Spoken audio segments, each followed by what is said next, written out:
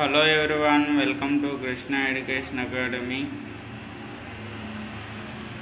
తెలంగాణ రాష్ట్రంలోని 10,954 ప్రభుత్వ ఉద్యోగాలు అయితే భర్తీ చేయనున్నారు. ఒక కీలక అప్డేట్ న్యూస్ రావడం అనేది జరిగింది. ప్రతి ఒక్కరు ఈ వీడియోని మొదటి నుంచి ఎండ్ వరకు చూడండి, స్కిప్ అనేది చేయొద్దు.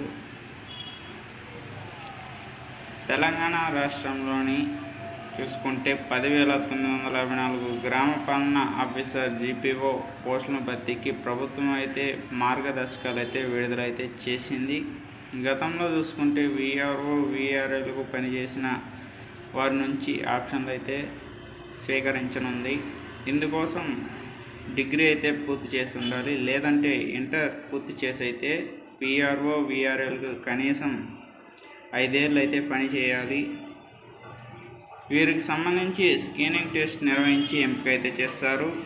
విలేజ్ అకౌంట్ నిర్వహణ, సర్టిఫికేట్ ఎంక్వైరీ లాంటి అయితే విధులైతే ఉంటాయి.